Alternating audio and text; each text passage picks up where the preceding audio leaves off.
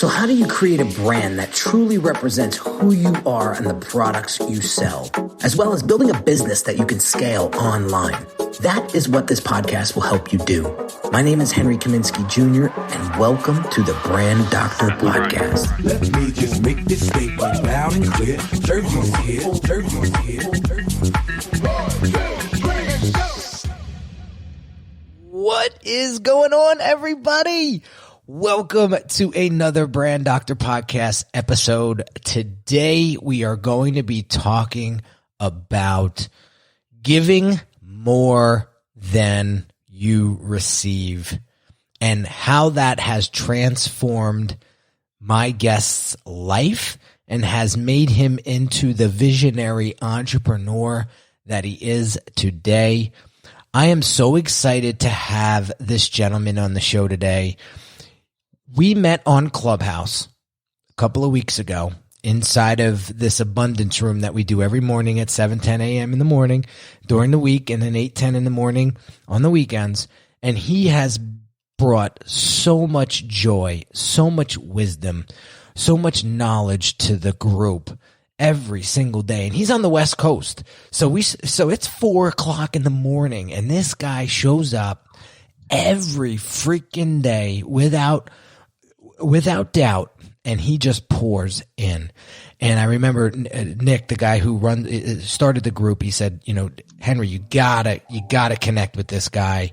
You gotta have him on the show. And so finally we got the time to get it in. So without further ado, I want to introduce my man, Zain Jeewanjee, to the show. What is going on, Zain? Henry, I just love you. I love you. We met literally 6 weeks ago, if that too, 6 or 7 weeks ago. It went by fast. Let's just say that. It feels like 7 days. Yeah. And what's funny is you meet people in your life as you course through your life, and there are some that just hit you. And Henry, the first day you came on, I said, this guy is something I've got to get. So it's funny. I really wanted to get to know you. I said, this guy has got so much energy. I said, I thought I had all the energy in the world. Where did this guy get his energy? So hello, everyone. I hope you're all following Henry's podcast and continue to do that. Some of my friends are coming on. This guy is amazing. You should follow all his podcasts. Oh, Zain, listen, you're making me blush over here. Relax. So let's get in. Like I mentioned off, backstage, I wanted you to sort of set the tone for today's episode and tell us a little bit about your backstory, because it's so amazing. You grew up in Pakistan and you built such a beautiful empire, a beautiful family, and it wasn't always easy for you. And I want to highlight some of that stuff today because it inspired me personally, and I know it's going to touch a lot of hearts today. So give us a little bit of a backstory of where you started and how you got to where you're at today. Just amazing. So my story is nothing but fortunes of luck and being on the right place at the right time. I always tell people, I think God has discriminated in my favor since I was born. It's amazing how everything happens at the right place at the right time for me. I was born in East Africa, in Kenya, where my grandfather had migrated or run away from his father in the 1850s. It built up an empire there. He was the Union Pacific guy of Africa. He laid all the railroad. If you ever go to Nairobi today, he built a garden there, a park for all Kenyans, because previously in the 1800s there were parks for whites and and blacks and Asians couldn't have parks. So he put the primus land, bought it, and said donated to Kenya, Nairobi city, and all Kenyans. So that's where I get my my civil rights blood, and I'm always for the underdog. And then I moved to Pakistan, and then right place, right time. I went to a school called grammar school. It was one of, in 120 million population at that time, 30 of the brightest kids would go to this school, which was a Cambridge affiliated school. And in my class was Murtaza Bhutto, who was Benazir Bhutto's brother, the Prime Minister of Pakistan. Asif Zardari, the President of Pakistan, was in my class. And some of the most brilliant people that I've come and made friends over the years. So, that's being in the right place at the right time. I mean, you were 4 or 5 years old and you end up 6 years old and you make a circle of influence from there. Then in 71, Pakistan had a war with India, and the new government came in, which is Zulfikar Ali Bhutto, my classmate's father. And what he did is he nationalized all the industries in Pakistan. So many people became broke, because he took away banking, insurance, and everything. He just nationalized everything. In 1970, I would have been 16 years old. I just graduated from O levels, and I decided I'm going to I decided I'm just going to open up a fashion clothing store. So if you'll see, as I unbuckle my shirt here, this is a very unique design of a Nehru cut jacket that you may have seen, but it's my own design. I designed it myself. Wow. And that's what I started doing in 1971. At age 16, I was a fashion designer, and there was no ready-made clothing in Pakistan. Nobody had thought of it. And I said, I'm going to do it. And I opened up a store. I was 16 years old. At the age of 23, I was a household name. Every girl in town wanted to date me. Everybody wanted to talk to me. All the newspapers wrote about me. I was the happening thing in Pakistan. And, and I started an industry. But then I got married to my current wife, Farzana, and she's a darling. She's a rock. It gives me everything, all the strength I need in my life. And I got married to her. I had my first child born, Misbah, and my daughter passed away at the age of 6 months because she had some recessive genes in the back of a spinal cord which deteriorated after birth. Then my mother got some knee injury, and the idiots at the hospital overdosed her and killed her. Oh, my Lord. Next thing I know, fast forward another 9 months, and my father, who used to smoke a lot, and died of emphysema. And then my third child is born in 1983, and the doctors diagnosed Ali, my son, to have the same problem that my first child did. So we were resourceful, had all the money in the world at that time, so we flew him to San Francisco to the world's best renowned say on that ailment for treatment. He passed away early after 6 months, and he's buried here in Los Gatos, California, in Silicon Valley. And I landed up in a brand new country, and I used to work 21 hours a day because I'd have to work at the gas station all night, being not legal to work. I was legal to enter the country, but not legal to work. And then odd jobs, doing other stuff or anything, Macy's and Nordstrom, till they'd find out that I'm not legal to work, and then go to the next job. And my son died, and I was left with about almost, I think, $80,000, $90,000, $100,000 in medical bills. In 1983, that was a lot of money. You could have bought the Google campus out there for $100,000. And I then decided to open up the first insurance company that would cover foreign nationals like myself who would come into the U.S. There was no medical insurance cover visitors. And that was my first company in the U.S. So my second invention, the first one at age 16, this at 23. And then, being in the right place at the right time. And there's an article somewhere in Forbes or I know in CNN, they talk about how I ingenuously thought of this product, the Silicon Valley. It's all freaking lies. I had no clue that the Silicon Valley is going to have all these foreign nationals. I just built the product because I thought there was a need I had and there would be some other people. But it was true. The Silicon Valley exploded. All these foreign nationals came in. The companies would insure them and not their other spouses who wouldn't have a social security number. And I had to create a product out of a cubicle hole. And that's the next thing. And then in 1999, all my friends in the Silicon Valley that were South Asians were making billions of dollars opening this thing called .com. And I said, I'm an insurance guy. What do I do? So my ego drove me. I said, I've got to do something so I can stand up equal to them. And so I created the first online policy in 1991, the first in the world. So there was no insurance policy ever sold online. Mine was the first one, aggregator. So we aggregated a whole bunch of stuff in 1999, which is about 22 years ago. And then Obama tried it. I don't know if you know this guy, Obama. Have you heard of him? Barack Obama? I think so. He tried it. Yeah. I think he tried it in 2014. His site failed for 1 month. Mine didn't. Mine worked. So wow. Great guy. He did a lot for this country in medical insurance. In 2007, 2005, we created another online policy. And I was just creating things. So all I love to do is, if it can't be done, and everybody says it can't be done, I go ahead and do it. You know why? Because, Henry, if you fail when nobody could do it, then you didn't fail, right? But if you succeed you succeed. You're the only one who did it. And I've always tried things that nobody else can do it. I just have fun doing it. I'm in the stage of my life. I've got 3 beautiful kids who run companies in their own shape, and they're masters. I've got a lovely wife. I live a simple life, and I'm in the game of giving now, helping other people and just giving back. I sit on several boards, including the board of advisory for RAND Corporation, where I, in the South Asian, I try to do a lot of, if I can help in any ways. I'm very connected, so I share my connections in the world. That is. And I'm here to help. Oh my gosh. I have so many more questions for you, Zain. Like I mentioned offline, I handpicked these for you because I've gotten a chance to know you over the past few weeks, and I said, this is going to light up this conversation to no end. So we're going to get into those questions right after this quick little message. If you're a business owner who feels your branding isn't truly representing the value that you deliver, check out this free video training that will help you level up your brand's messaging and online presence so that you can start attracting higher quality clients. Visit www.uniquedesigns with a Z at the end, not an S, .net/level up my branding.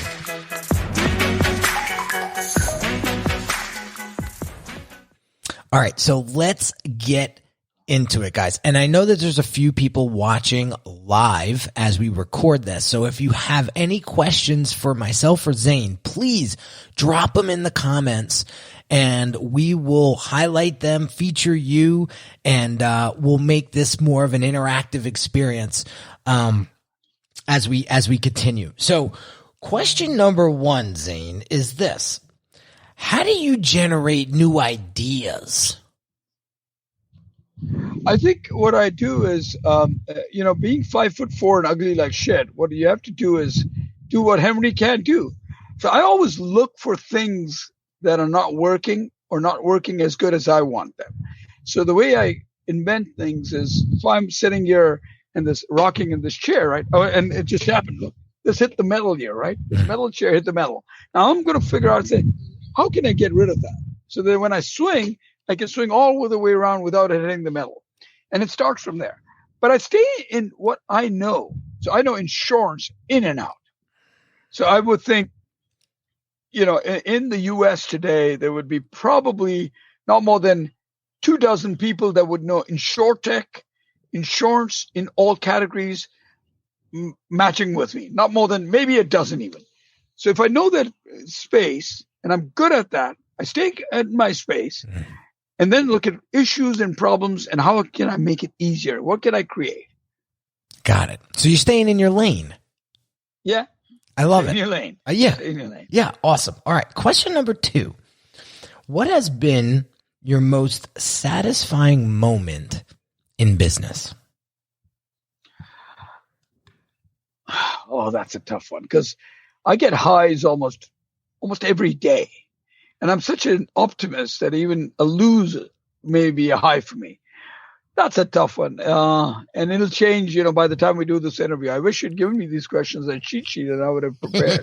But I'll tell you my highs. I'll tell you a couple. When we, I think when I met, my meeting with Warren Buffett, and how it was accidentally, he's looking for us and searching us out. That would have been a high. I think my first high would have to be when I sold when we first launched the online policy and it worked. It had never been done in the world. And everybody told me you cannot do it. I got the carriers to do it. I got everybody that. And my first, there's so many highs. I'm trying to look back in this. Oh yes, my first fashion show. That was a high. That was a real high. I was 15 years old. I designed everything, and these are bell bottoms, that were this big, dungarees, and these models, these girls coming out, these guys coming out with all these dressy, wild things. Now remember, this is Karachi, Pakistan. This is not Madison, this is not New York or France, right? This is not Paris. This is Karachi. That was my high. I walked in, and then all the models walked out with me in the front, and that was a high. I did it. I think that was my first win. Wow. I could see you marching out there. You got the models behind you. Oh man, I could totally see it. I could totally see it. So we have a question from Khadijah that I want to feature here. Okay. The question is, how do you remain motivated and not lose the drive over time if you don't see results? It's a great question. So you never look at the cup. You chase the finish line. You never look at the cup. What happens is when we motivate ourselves to the cup, we think of how much money did I end up making at this. You look at the finish line. Now, when you're running in the finish line, and I was, I had taken a double promotion in school, and I got to a class where the boxing tournament was on, and I joined the boxing tournament. And the guy, I was in the preliminary rounds. The guy didn't show up to battle with me, so I got promoted to quarterfinals. In the quarterfinals, the guy didn't show up, so I got to the final. And in the final, the real guy showed up, and he punched the shit out of me. And I was Muhammad Ali, rope and dope, trying to hide my face everywhere. But you know what? I got to the end. I got to the final. It didn't matter if I won. I remember my aunt, who lives now in Houston. She tells me she was crying. Why doesn't the ref stop this kid being beaten to shit? But that's what keeps me motivated all the time. I must get to the end. And if I drop down, I'll run again. And I tell, I've got a grandson, and he fell down last week somewhere. And I told him, I said, hey, every time you fall down, get up forward. Don't get up with your back. Get up forward, because when you fell down, you got till there. Now you just got to get a little more. So that keeps you motivated all the time. And new visionary ideas. I always think of something that never been done. Keep doing what everybody says can be done. Oh man, I love it. It's funny. I do that with my son. He's 3.5, and this kid loves to run and look behind him as he runs forward. It's just a habit of his, and he's always crashing into things. He's getting better, but when he takes a dump, it's no, oh, are you okay? It doesn't come to me to say that. You know what I say?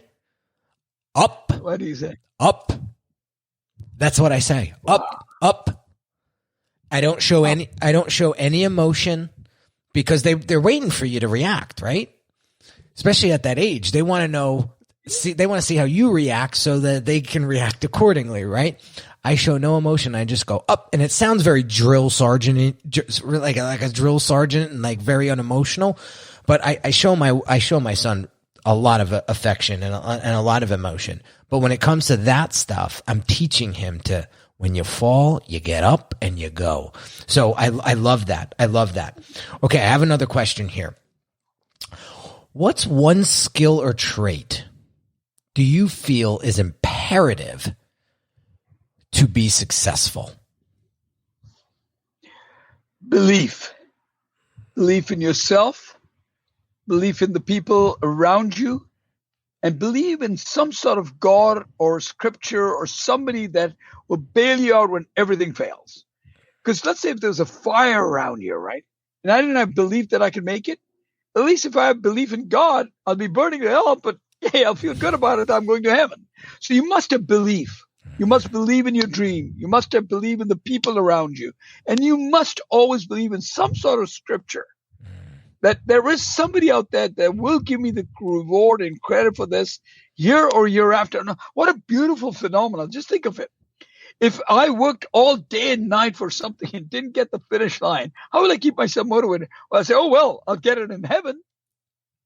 There may be no heaven, but just the very fact that I believe that there's a heaven. So I'll keep doing good and get the reward. So you must have belief. That's the one thing you must have always in anything you do in life. Believe in yourself. Believe. And don't let, the more people tell you can't be done, remember, then you can't fail. You haven't failed. So let those guys tell you it can't be done. It can't be done. And just go like this. I'll see you up there. I'll see you up there. Your energy is so contagious. I'm telling you, I thought and you said this to me, but I'm telling you now, I thought I had a lot of energy. And you are something else. I cannot wait for you to come and visit New York City and visit me and Nick, because we are going to have a blast. We'll have a blast. We are going to have a blast. And if we come out to Silicon Valley, we are ready. We are going to be ready. Okay, my next question is, well, I'm gonna skip that one because you kind of talked about that one already.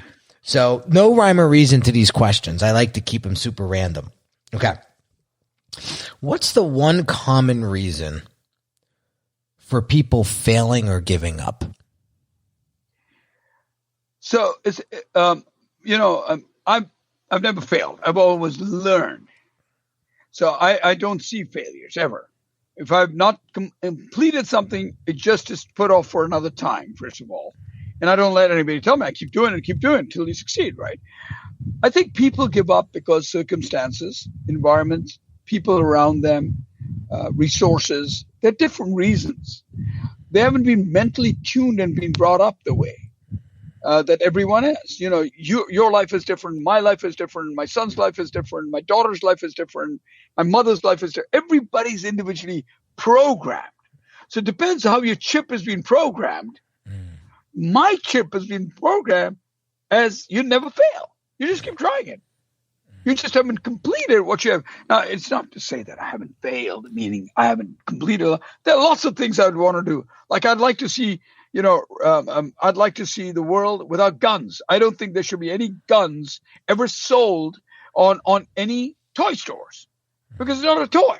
I don't mind it being sold outside, but I don't want toys as gun stores. So if I go into Toys R Us, which doesn't exist anymore, or if I go online, there should be a gun for my 3-year-old. I don't want him to practice that. And then that's just my belief, right? So I've failed in that. I've not been able to do that rightfully. So there are a lot of things, but I haven't failed. I'm still working on it. Keep doing it, plugging it. I think many people give up. And because they've got circumstances, they've got challenges in life. They've got material reasons. They've got other things to take care of. Not everybody's born on a silver platter like I am. I always get it. I just get it 3 days before I need it. I manifest it. And I say, Inna bin amale bin niyat.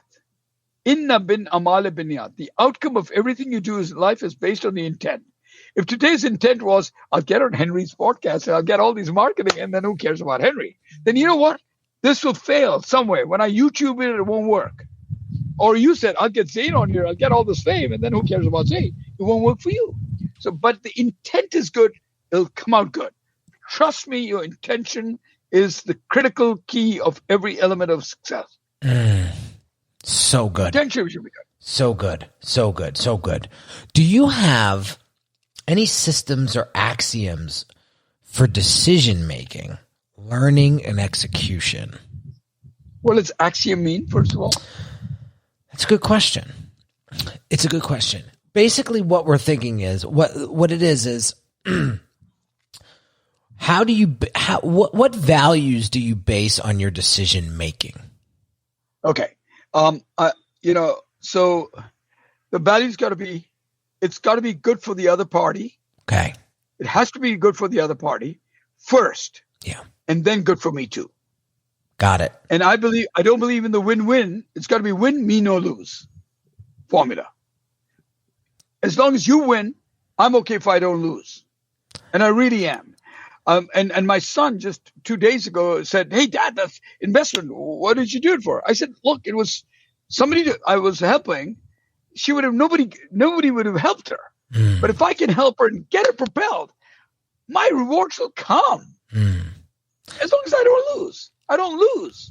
Right? My rewards will come." So I think the one critical factor you must have in you always, for example, for customers, we do business with a lot of customers. We had an account some 17 years ago, 18 years ago. Then we had it for a decade after that. We had to pay a $32,000 mistake that an insurance company made. An insurance company made a mistake, costing the insured $32,000. That account to me was worth about $7,000 a year. I went up into the room with my credit union check, and I said, "Here's I'll split the $16,000 to you." Now, I would not have recovered for another 10 years with them. Right. Yeah, right. But I made the call because it wasn't their fault. It was the insurance company's fault, but I introduced the insurance company to them. I dare people will take that move all the time. I try and do it all the time. Take care of other people first, and you will win. That's the key. I think what happens is we get jaded because we get our ass kicked, we get taken advantage of. Maybe somebody goes behind our back, does something sneaky, and then we start to get this jaded, we start to wear out a little bit, and I think I think that's where we go backwards. I used to be like that. I got screwed a few times, and then I'm like, you know what? Forget it. Now it's like this, and I put up this force field, right? But to your point, I don't think that is a good move, because now you start to create this duct tape. It's like you duct tape yourself, where it's almost like a straitjacket when you let that affect you. Listen, that'll be if you're smart and then that happens to you, that'll be the last time that happens to you from that person, number one, but you're just going to get a little bit smarter down the pike. And that shouldn't affect you from, like you mentioned before, giving first. And I think that's the lesson that I want people to take away. Don't do what I did when I got burnt and turn into this stone cold monster.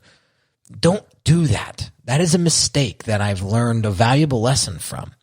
Instead, just like Zain said before, lesson learned, and we will be that much smarter the next time.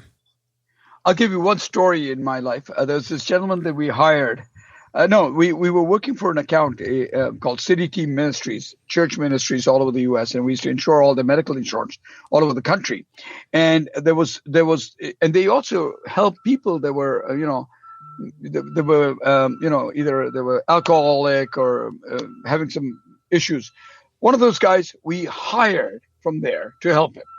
We gave him a job position. Soon he became pretty well with us. And I've got this garbage truck coming in. So it's all good. I'll move somewhere else. It's all good. But so we were helping him, and we helped him for a couple of years. Then we hired another guy. Together we started. All of a sudden, this other guy left us and went back and tried to infiltrate that Bay account from us. And then this guy went and became a CEO of that City Team Ministries at one time. And then he worked with that guy and took the account away from us. Now, this is the guy that I helped. Right? No problem. Here's the story gets exciting and fun. 6 months later, he calls me up. He says, I'm in a shelter. I need help.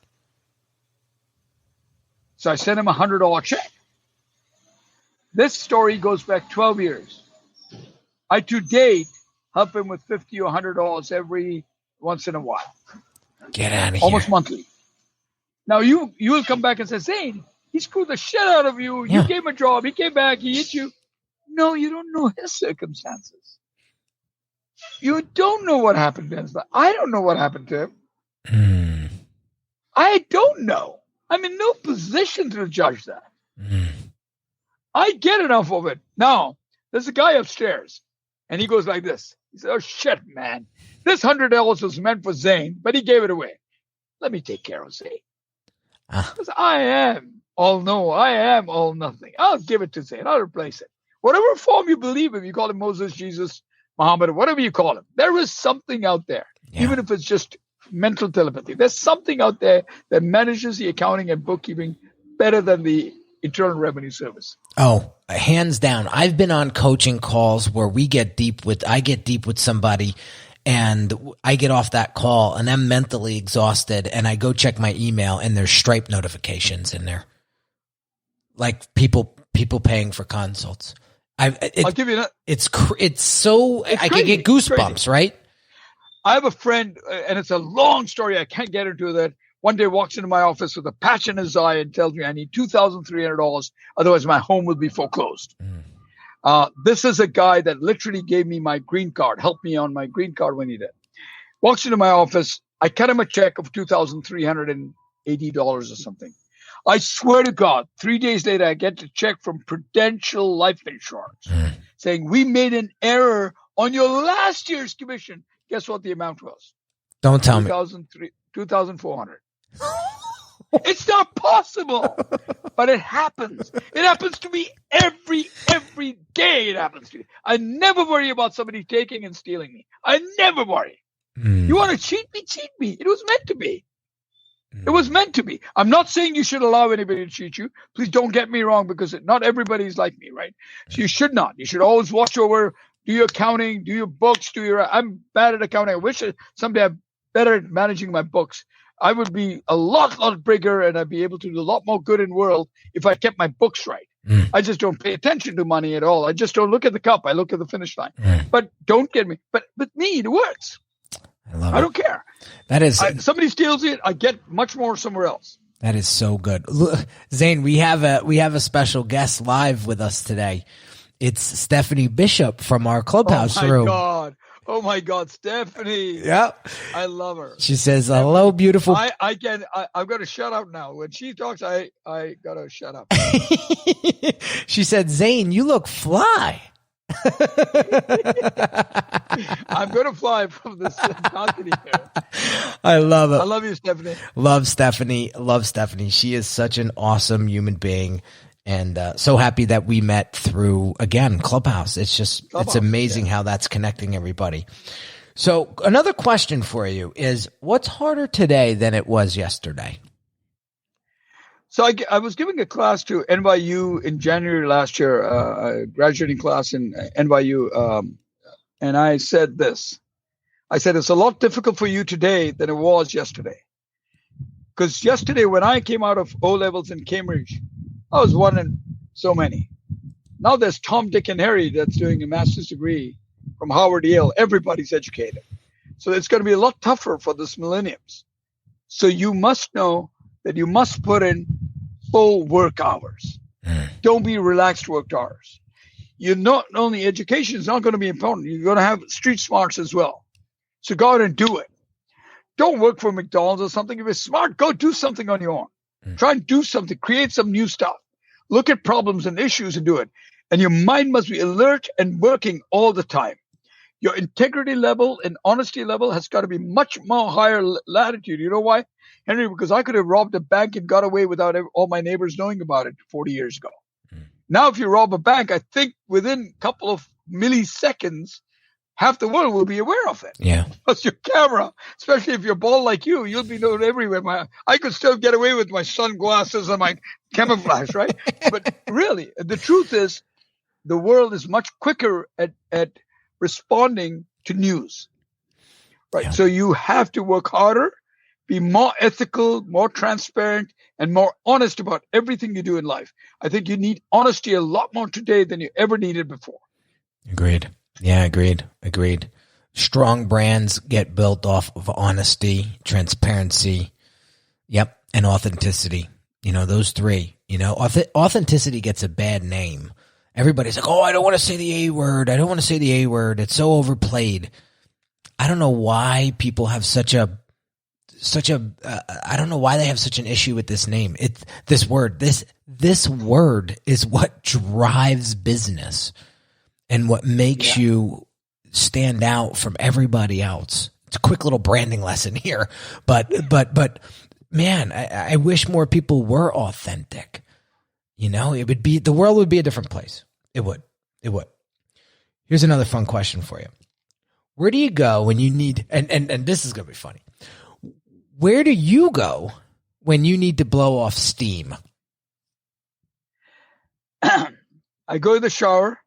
Let it be, let it be, let it be, let it be. Whisper words of wisdom. Let it be. Renedo, renedo, renedo, choro, renedo. Whisper words of wisdom. Let it be.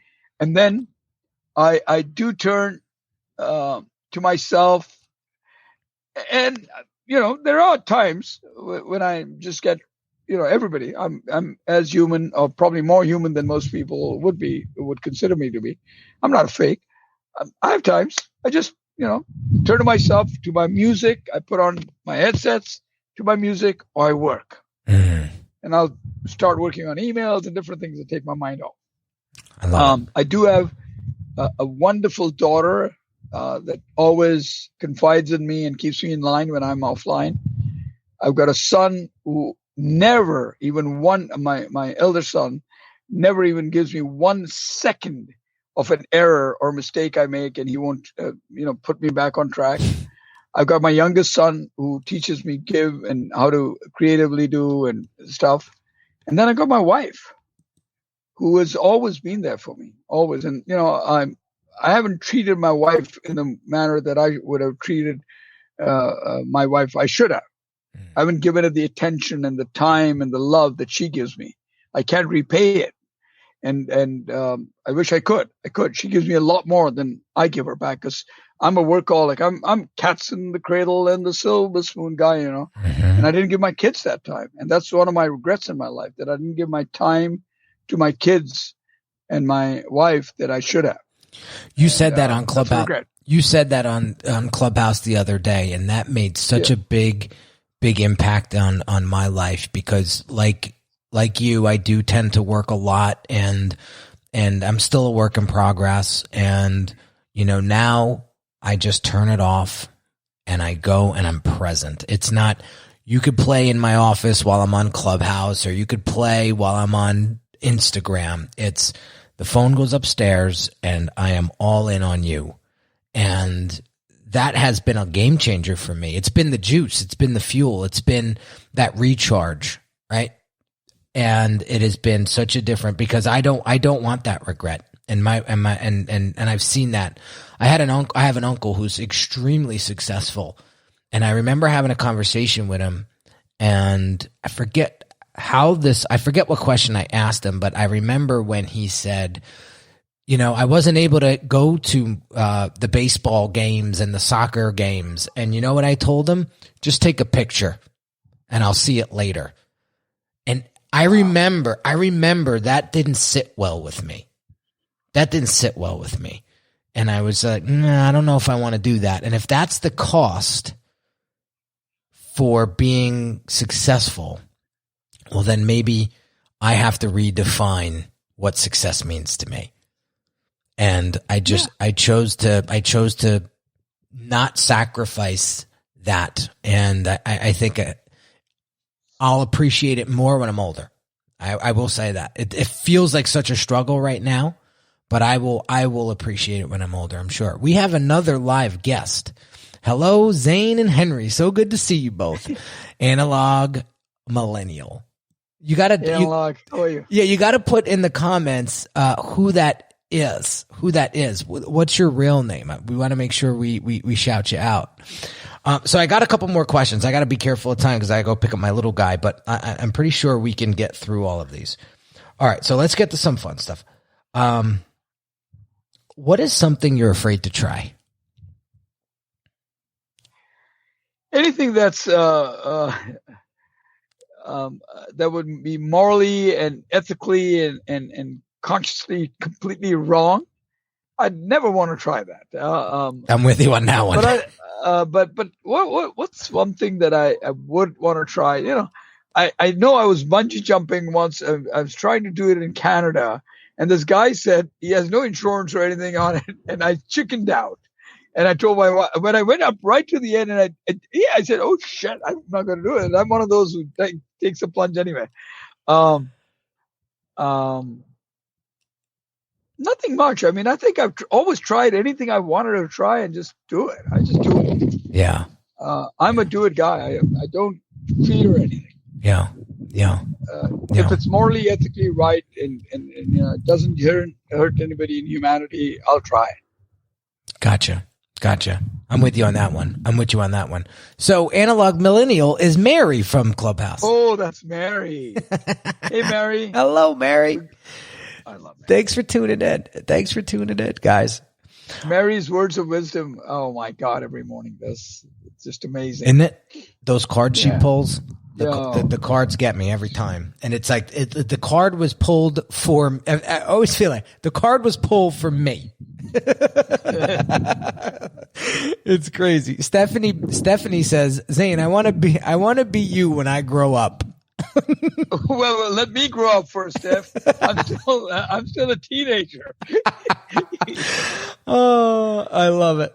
Okay, next question, Zain. This is like rapid fire. I've never done an episode like this where we went like 40 minutes and just blasted the guest with questions. I love it. I'm enjoying it. This is a high point in my life. So what temptation can you not resist? I think my kids are on this blog, so I can't say all that here. No, the temptation of making an affiliate. Now, there's a background story to it.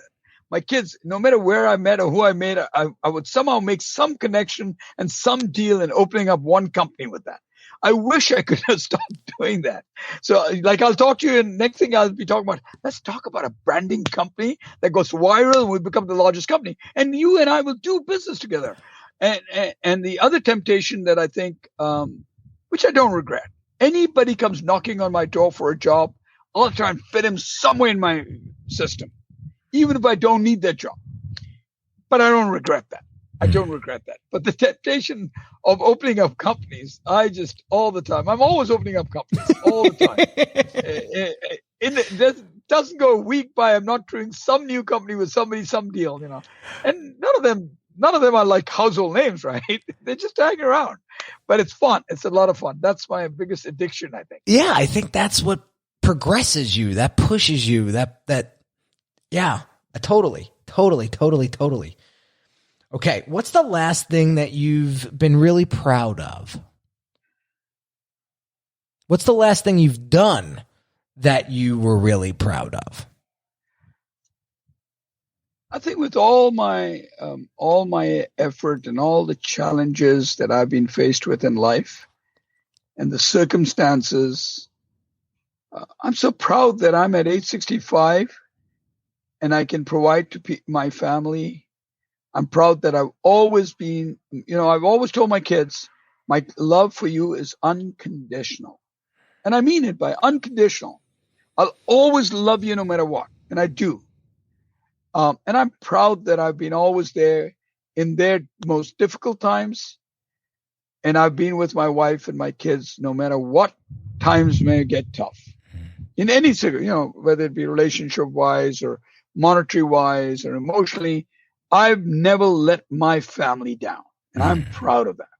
I've seen lots of fathers, lots of parents that sway away and take the easy route out. In the most difficult times, I've been like a wall with my family and said, no, I'm going to be with you. Right or wrong, I'm with you through this. And I've done that to my extended family as well. Always been there, always, and always will continue to do that. And the other thing I'm proud with in all my partnerships that I do, all my deals I would do, I never try and cheat, and I never try to take advantage of the other partner. And many times they do because I'm so vulnerable and easy to go, but it doesn't bother me. I will always stick to my deal. And I learned that from my father. There was something being done, and there was some repairman coming in to do some stuff at home.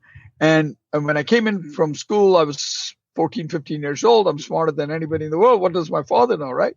So my father's paying this guy. And I said, hey, Dad, this guy didn't finish the work. He said, shh.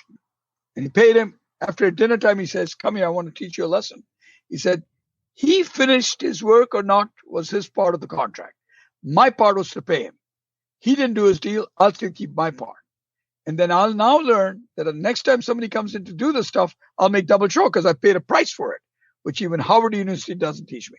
So I always pay my bills and keep my end of the commitment of somebody's deal. The other guy may try to cheat me, but I will not cheat him. That's the principle I live on. And I've learned over time, I don't know why it is, the other guy ends up losing. I see the guy suffering later on, even though I don't pray for that. So you mess with me, you mess with some other phenomenal stuff out here. Just kidding. Whoa. Heavy stuff. Yeah. Heavy stuff. I just think back to a lot of that in my life, and I say to myself, man, there were times that happened, and you look back and you're like, well, I hate to use this phrase, but karma is a you know what, right? It's a universal phenomenon. It is there. It is certainly Karma's there. So be careful with that, guys. Be careful with that, because what you put out is what you get back. I'm a firm believer in that. What you put out is what you get back, and good and bad. Good and bad. I got two more questions for you, and then we're going to wrap up. So, what is your least favorite personality trait? Wait, what is your least favorite personality trait you like about yourself? I think I'm not scared about public opinion. It's a bad thing, right? So I can go in a party like dressed like this. I'll go in a bow tie while everybody's in a jeans. I don't give a damn shit what people think about me. And there's a song by Paul Anka that I love. Paul Anka wrote it. Frank Sinatra originally sang it, "My Way." Oh, I love it. And that's not always good, because I can't walk in a room and just be myself, right? I've got to follow the conformity of the room. Sure. And I think that's a trait that I should, and I talk too much, but I don't mind. I love it. I talk too much. I don't let the other, you're the one who's doing the show, and yet I'll say more than you. It's your show, though. It's your show. No, but in any way, I'll be in somebody else's party. I'll give it a blah, blah, blah, blah. And I'm the one who's talking about that. I'm not embarrassed about that. So I think it's a trait that I wish, because God did give you 2 ears and 1 mouth. But somehow, maybe because I've got these Bose speakers in me, I don't have 2 ears. But I don't. That's a trait that I should work on, I think. But I don't mind. Zain, very much like yourself, that is something that I'm very conscious of when I come in, because I love to talk. I love to make people laugh. I love, and I guess as I get older, I'm starting to become more of a listener, which I think is helping me tremendously with life. We'll leave it at that. But yes, like you, I mean, I'm a talker. I mean, that's why we have 400 episodes of this, 400 plus episodes of this show, right? Oh man. So it's so funny. So I left this question for last. However, it was the first question that I pulled. And I said, I have to leave this for last, because it's just going to wrap everything up so beautifully. So the last question is, what do you think will be your legacy? Fortunately,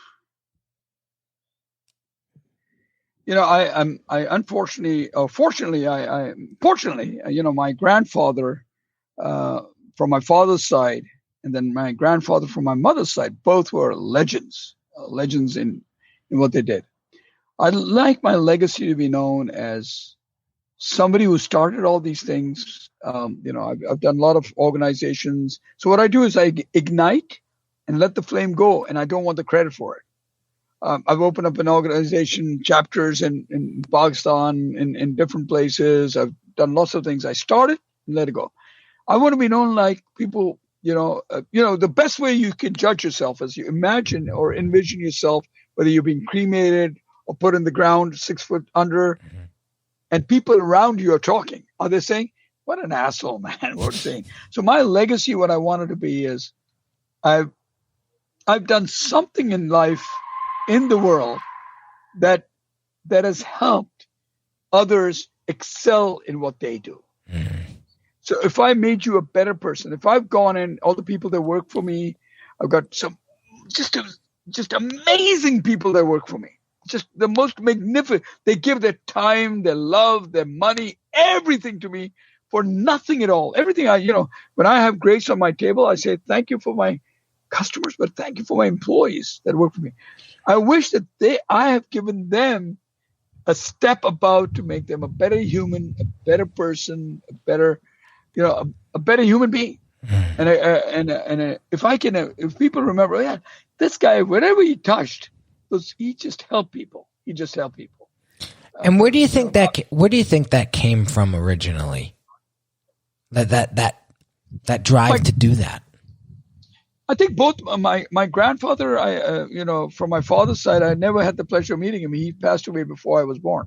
But the stories of my father And then my father was known everywhere we'd go. He'd say, "Oh, if Mr. Akbar was his name. He said, Akbar Jeewanjee says it, it'll be done." He's a man of his word. So I grew up with that pressure of living that legacy. If that Akbar Jeewanjee says it, it's done. And then my mother was hospitality king.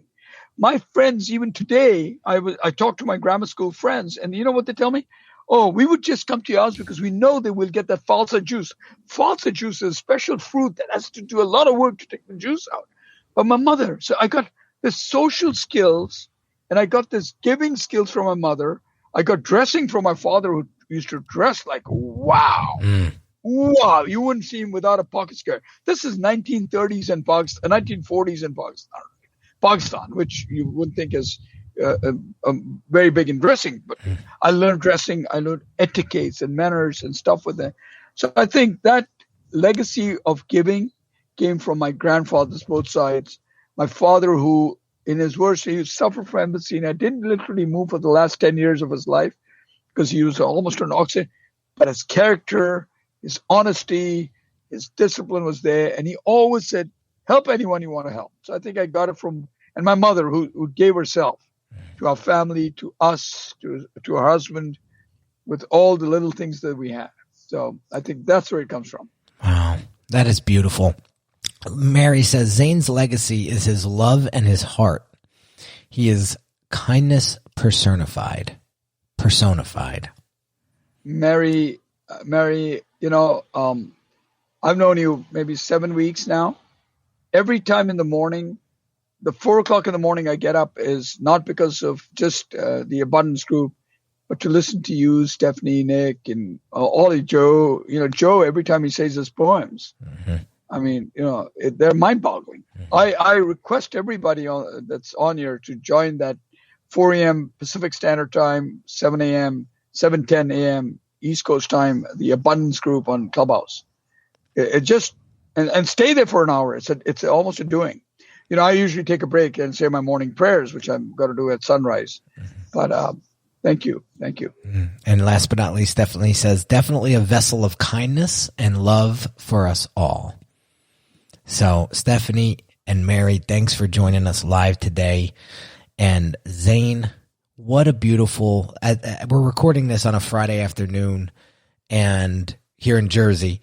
And what a beautiful way to finish out my week and to start my weekend is to sit down with such a beautiful soul like Zain and to get this experience and to get this wisdom. And I have to re-listen to this because you said so much in 52 minutes. This one went long. That I need to download it. I need to re-listen to it. And I encourage everybody to rewatch this and re-listen to this as well, because there is so many gems dropped here that will guide you in the right direction. So Zain, where can people connect with you online? Where can we send everybody to come check you out? You know, there's nowhere. I don't have a story somewhere and I'll do something when I hire Henry to do my branding. But in the meantime, the best place to reach out to me is personally on the phone. And the way to get me is my calendar is open. So I'm very fair. Everybody can get it. It's meetzain.com, meetzain.com. And that is actually my real calendar. I love it. So it's open to everybody. So often people call up and say, but I don't see anything for 2 weeks. I'll say that's because it's booked up for 2 weeks. But if you look at different categories and different time slots, you will. The best one, easiest, is the Clubhouse link or the 5-minute chat. The 5-minute chat, you'll always find something in the next day or two. You know, it's not that I don't have 5 minutes in a day, right? So you'll get that 5-minute chat or the Clubhouse one I've kept most open. And I get up at 4 o'clock in the morning, California time. I do spend 4 to 6 with meditation and prayers and stuff, and after that, 6 o'clock onwards, I'm usually on. You're ready to go, and definitely link up with him on LinkedIn. You have LinkedIn. That's where I got your bio from and stuff. So definitely check him out on LinkedIn. He's got a lot of great stuff there as well. So Zain, thank you so much for taking the time and spending it with us today. It was such a beautiful conversation. And Mary said she's going to be putting herself on your calendar. So get ready for Mary to be. Mary doesn't need to do that. Mary knows that. But thank you, Henry. And really, honestly, thank you, because this made my day too. Telling a story is always refreshing to yourself, because you look back and look at your life and see where I can do and what changes do I do, how do I modify to improve on it. And unless you speak it out publicly, because then you're accountable, right? Yeah. So thank you, Henry. Thank you for this time. Really, I'm sure I enjoyed it just as much as you did. Yeah. And I hope the audience did. I'm sure they did. My wife's yelling at me, "You got to go get your son now." So let me get go do that. Go do that. Let me get rocking, you, guys. Henry. Have an amazing day, everyone. And we will catch you on the next episode real soon. Take care. Hey everyone, this is Henry Kaminski Jr. again, and really quick, I want to invite you to a one-on-one consult with me right now if you're looking for the clarity and focus you need to build your brand. Over the past 13 years, I've served hundreds of entrepreneurs that have great products but struggled tremendously with articulating its value to their ideal customers. You didn't get into business to just change a few lives, did you? Your ideal clients need you.